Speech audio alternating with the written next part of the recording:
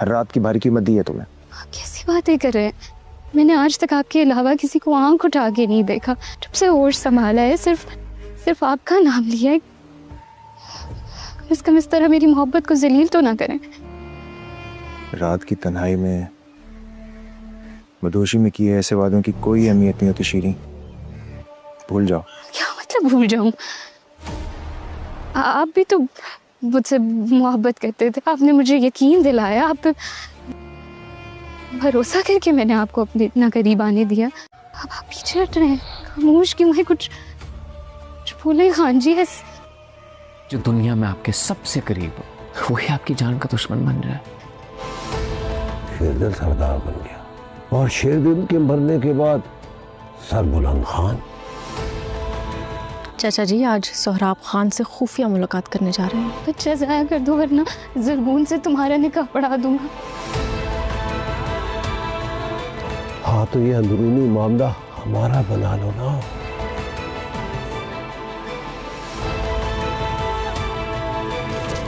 सरदार की बीवी और सरदारों की माँ है, आपके हौसले को कोई शिकस्त नहीं दे सकता। आपके कमरे में बिन बुलाए मेहमान आया था मैं, बहुत ख्याल रखा आपने।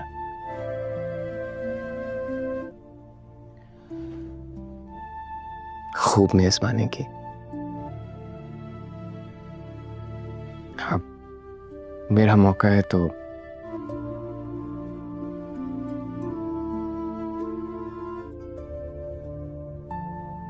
अगर मैं आपके लिए कुछ कर सकता हूं तो आप मुझे बता सकती हैं।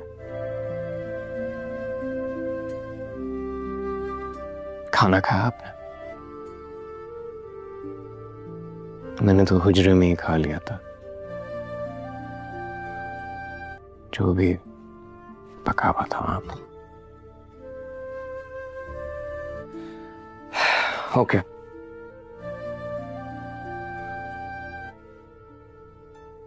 Let's face it.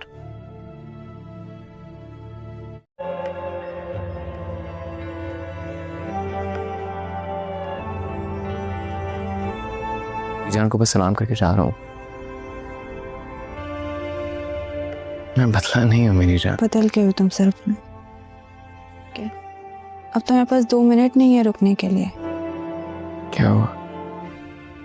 बस बहुत प्यार करता हूँ तुमसे। अपने शहीद भाई का वादा मैं पूरा करूंगा। बानो, शेरदिल लाला ने मुझे जिम्मेदारी सौंपी। भूल गए हो क्या तुम? लगती हैं तुम्हें याद नहीं? तुम्हें तो मैंने कहा सोहराब लाला है, वो हैंडल कर लेंगे सब कुछ। तुम थोड़ी बने हो सब। हाँ तो तुम छोड़ दो ना ये सरदारी। भी मजबूरियां समझने की कोशिश करो। मुझे देर हो रही है, निकलने मुझे बात। मेरी फिक्र मत करो, पढ़ाई की फिक्र करो। यूनिवर्सिटी जाओ, क्लासेस अटेंड करो। और यूनिवर्सिटी नहीं जाओगी तो फिक्र ही करती रहोगी ना मेरी। बहुत सारा दिन। तो फिर उसका क्या जो मुझे तुम्हारी फिक्र लगी रहती है सारी। छिलका उतरा हुआ, इनको अलग कर दे। नहीं भाई, इस तरह के खराब वाले नहीं। इधर ला के दिखाना।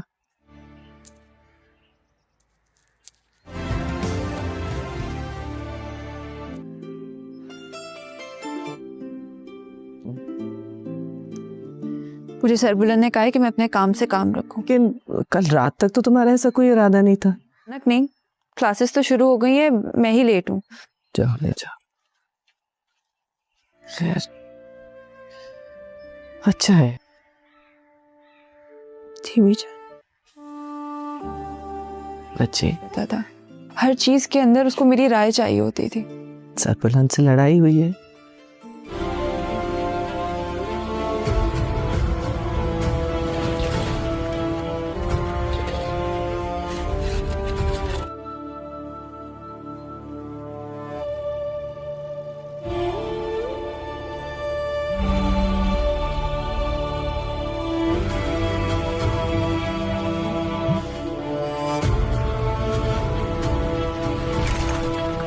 काली पहाड़ी की तरफ जीप के टायरों के निशान मिले।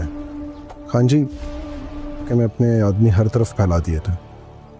खान जी आपके हुक्म के मुताबिक मैंने खान जी एक बहुत आम खबर।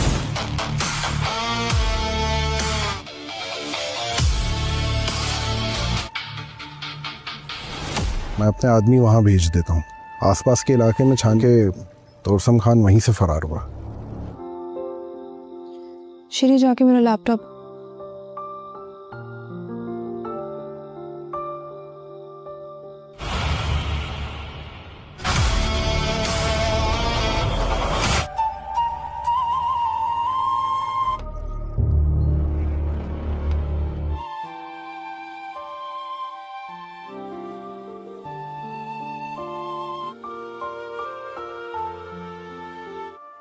बच्चे घर से खुशी खुशी जाते हैं ना। तैयार हो गया मेरा बच्चा? सब चीजें रख लगा के पढ़ना है, ठीक है? लड़की हो जो शहर पढ़ने जा रही हो, क्या कर रही हो तुम? एक इतना मजा आएगा तुम्हें। देखा आपने, वो मुझे साहबाद पीछे हैं।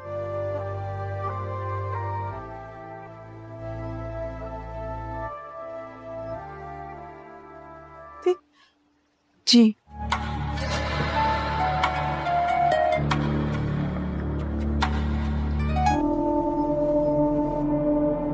विजय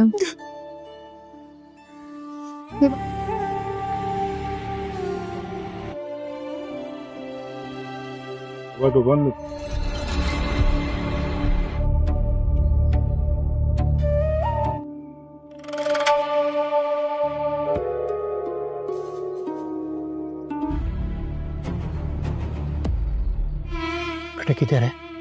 वो तो इस्लामाबाद से। हाँ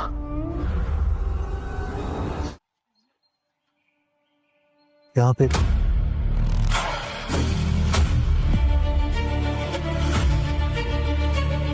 वो तो कश्मीर चले गए अपने गांव। उसका मामा और भाई भी।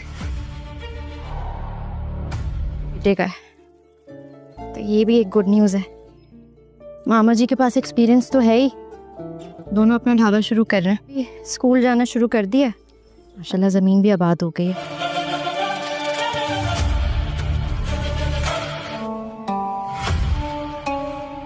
जोर से दबा के रखें, इसको छोड़ना नहीं। दबाया हुआ है? हाँ, ना खून रुके। आप चुप करके खड़े रहें, मुझे बस मेरा काम करने दें।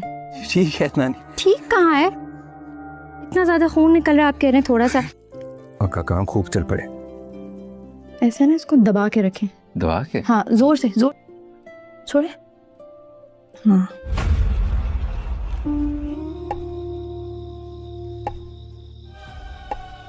सर उठा के जाना चाहता हूँ। पैगाम तो मैं पहुंचा दूंगा, लेकिन क्या जरा सी भी देर की तो बहुत नुकसान हो जाएगा। खान जी जल्दी मिलना है और आज ही, मुझे उनसे फौरन मिलना है। होगी क्या? खान जी से कहो। पागल होगी हो क्या? इधर क्यों आई हो? उसका बाप भी बोलेगा।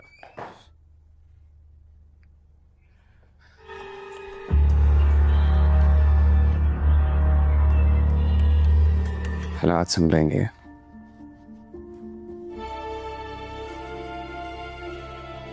बिल्कुल एहसास नहीं था मुझे कि आप बस आदत के मुताबिक मैं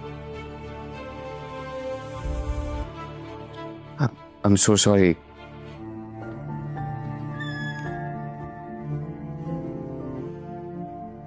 जरूर नाश्ता करने के लिए आप फ्रेश होके तो हमें ज्वाइन कर लें, कपड़े वगैरह ये सब कुछ। आप अपनी ज़रूरियात की तमाम चीज़ें यहाँ तो पर लो ना, ठंडा और तुम दोनों ना जोड़े बिनाए हैं और तुमने सबसे हल्का नहीं। लंगर का इंतजाम भी करवा लो और गांव वालों के लिए बे मंगवा के ज़बा करवा लो। हुजरे में दोनों का वलीमा कर देते हैं। सरबुलंद बच्चे में तुम कबीले के सरदार, ज़रूरी है, लेकिन वलीमा बहुत ठीक है बच्चे। अस्सलामुअलैकुम नाज़रीन, ज़ंजीर ड्रामे की इस किस्त का आगाज़ पिछले किस्त के अख्ताम से होता है। इस किस्त जहाँ पर हमें देखने को मिलता है कि जरगे के अंदर ये फ़ैसला सुना दिया गया होता है कि सरबुलंद और रबिया का निकाह कर दिया जाएगा, और फिर हम देखते हैं कि वहाँ पर सरबुलंद को बहुत गुस्सा चढ़ता है और फिर वहाँ पर वो ज़ुराब के पास जाता है जो कि बीबी जान को उस वक्त बहला फुसला रहा होता है, और फिर सरबुलंद वहाँ पर आकर ज़ुराब की हकीकत सबके सामने बता देता है जिसके बाद हम देखते हैं कि वहाँ पर ज़राब को गुस्सा चढ़ जाता है और फिर वो ज़रगून को जाकर ये बोलता है कि अब तुम्हें मैं 24 घंटे की मोहलत देता हूँ, सरबुलंद जहाँ तुम्हें मिले उसको वहीं पर कत्ल कर दो। दूसरी तरफ हम देखते हैं कि रबिया को जब सरबुलंद ये बात जाकर बताता है तो उससे बात बर्दाश्त नहीं होती और वो सदमे में चली जाती है और फिर वहाँ पर सरबुलंद से समझाता है कि नहीं, ऐसी बात नहीं है, मैं बाद में सारा कुछ ठीक कर दूंगा, हम सिर्फ कागज़ी तौर पर निकाह कर लेते हैं। और फिर रबिया भी मान जाती है, जिसके बाद अगले मंज़र के अंदर हम देखते हैं कि सरबुलंद बीवी जान के पास जाता है और फिर वो उन्हें जाकर ये कहता है कि अभी हम आपको मुझ पर पूरा यकीन है ना। तो फिर वो बोलती हैं कि तुमने मुझे पहले क्यों नहीं बताया कि तुम पर इतना ख़तरनाक हमला हुआ था। तो फिर सरबुलंद बोलता है कि मेरे पास इसके अलावा और कोई चारा नहीं था कि मैं उसके पास पनाह ले लूँ, तो फिर मैं और क्या कर सकता था। तो फिर बीबी जान कहती हैं कि इस वक्त मुझे यकीन नहीं आया, लेकिन अब मुझे तुम पर पूरा भरोसा है और मैं इस भरोसे को कभी ख़त्म नहीं होने दूँगी। और फिर हम देखते हैं कि वहाँ पर सरबुलंद निकाह करने के लिए चले जाता है और बीबी जान भी उसके साथ ही चली जाती हैं और बाकी सब लोग भी वहाँ पर मौजूद होते हैं और फिर सरबुलंद का और रबिया का निकाह हो जाता है। और फिर हम देखते हैं कि वहाँ पर बीबी जान को दुआएं देती हैं कि तुम्हारे इस रिश्ते में तुम्हारा ये रिश्ता तुम दोनों के लिए खुशियाँ लेकर आए। इसके बाद अगले मंज़र के अंदर हम देखते हैं कि सरबुलंद रबिया के साथ वापस अपने कमरे की तरफ जाने लगता है और फिर जब वो अपने कमरे की तरफ पहुंचता है तो रबिया के लिए कमरा का दरवाज़ा खोलता है और फिर वहां पर रबिया अपने कपड़े बदलने और साथ में मेकअप उतारने के लिए वॉशरूम में चली जाती है और फिर वहां पर वो अपना मेकअप उतारती है और जब वो अपना मुंह धो रही होती है तब उसके जहन में पता नहीं क्या चल रहा होता है और वो बहुत ही ज़्यादा परेशान होती है कि अब ये क्या हो गया है और अब मैं क्या करूँगी, और उसे समझ नहीं लग रही होती। जिसके बाद हम देखते हैं कि सरबुलंद थोड़ा सा बाहर से काम कर कर वापस आ चुका होता है और फिर वो रबिया को कहता है कि आप बैठें, और फिर वहाँ पर वो थोड़ी देर दोनों ही चुप रहते हैं। जिसके बाद सरबुलंद बात शुरू करता है और सरबुलंद रबिया को ये कहता है कि मुझे पता है कि आप भी इस वक्त परेशान होंगी, मैं भी परेशान हूँ, क्योंकि हम दोनों की शादी हुई है और इस वक्त दोनों ही राज़ी नहीं थे और फिर हम दोनों इस वक्त बहुत ज़्यादा परेशानी के आलम में हैं, लेकिन हमें इस परेशानी का सामना करना होगा किसी तरीके से और आप बेफ़िक्र रहें। और फिर वो से ये कहता है कि मैं लोगों के सामने तो अपनी एहसासात हैं उनको छुपा सकता हूँ कि मैं अभी बहुत खुश हूँ, लेकिन मैं आपके सामने नहीं कर सकता क्योंकि आपको मेरे हालात के बारे में पता है और मैं आपको अपना एक दोस्त तस्वुर करता हूँ, तो फिर आपको भी मेरे बारे में पता है। और फिर मैं भी यही कह रहा हूँ कि कि मैं भी यही तस्वुर करता हूँ कि आप मुझे अपने दोस्त समझते हो, तो फिर एक आखिरी दफ़ा आप मेरा साथ दे दें, ये सारा कुछ हल करने में सिर्फ थोड़ा सा टाइम रह गया है और फिर ये सारा मामला हल हो जाएगा और फिर इंसाफ हमारे पास आ जाएगा। जिसके बाद वो रबिया से पूछता है कि क्या आपने खाना खाया है, तो फिर वो बोलती है कि नहीं, मैंने खाना नहीं खाया। तो फिर सरबुलंद ये कहता है कि मैंने तो पहले का वहाँ पर हुजरे के अंदर ही खाना खा लिया था, वहाँ पर जो भी पका था मैंने वही खा लिया। और फिर अब देखते हैं कि सरबुलंद रबिया को ये कहता है कि आपको किसी चीज़ की फ़िक्र करने की ज़रूरत नहीं, अभी आपका अपना घर है, आप यहाँ पर कंफर्टेबल रहें और अगर आपको किसी चीज़ की ज़रूरत पड़े तो फिर आप मुझे बुला लेना या फिर किसी यहाँ पर जिसको मर्ज़ी बुला लेना, वो आपका काम कर देगा। और फिर हम देखते हैं कि रबिया भी आमादा हो जाती है, लेकिन अभी वो बहुत ज़्यादा परेशान होती है और फिर उसे समझ नहीं लग रही होती कि ये सारा कुछ क्या हो गया है। और फिर हम देखते हैं कि सरबुलंद वहाँ पर उसे कहता है कि आप आराम कीजिए, अब मैं चलता हूँ और मुझे पूरी उम्मीद है कि सारा कुछ भी जल्दी ठीक हो जाएगा। और फिर सरबुलंद वहाँ से चले जाता है। जिसके बाद हम देखते हैं कि रबिया वहाँ पर सोने की कोशिश कर रही होती है, लेकिन रबिया से सोया नहीं जा रहा होता क्योंकि ये उसकी ज़िंदगी का बहुत बड़ा वाक़या होता है। दूसरी तरफ हम देखते हैं कि सरबुलंद वहाँ पर बाहर बैठा होता है क्योंकि उसे भी नींद नहीं आ रही होती और वो बाहर बैठ कर रोते हुए बानों को याद कर रहा होता है। इसके बाद अगले मंज़र के अंदर हमें देखने को मिलता है कि वहाँ पर नौकरानियाँ बैठी होती हैं और शीरी भी वहीं पर मौजूद होती है। शीरी ये कहती है कि हमारे ऊपर पता नहीं कौन सा अज़ाब आ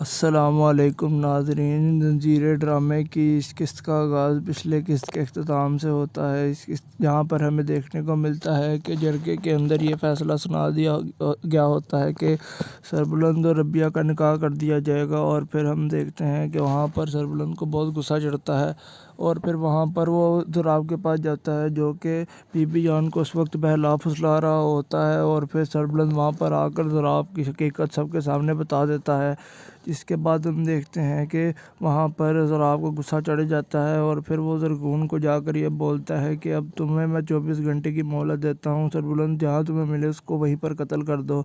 दूसरी तरफ हम देखते हैं कि रबिया को जब सरबुलंद ये बात जाकर बताता है तो उससे बात बर्दाश्त नहीं होती और वो सदमे में चली जाती है। और फिर वहाँ पर सरबुलंद से समझाता है कि नहीं, ऐसी बात नहीं है, मैं बाद में सारा कुछ ठीक कर दूंगा, हम सिर्फ कागज़ी तौर पर निकाह कर लेते हैं। और फिर रबिया भी मान जाती है, जिसके बाद अगले मंज़र के अंदर हम देखते हैं कि सरबुलंद बीबी जान के पास जाता है और फिर वो उन्हें जाकर ये कहता है कि अभी हम आपको मुझ पर पूरा यकीन है ना।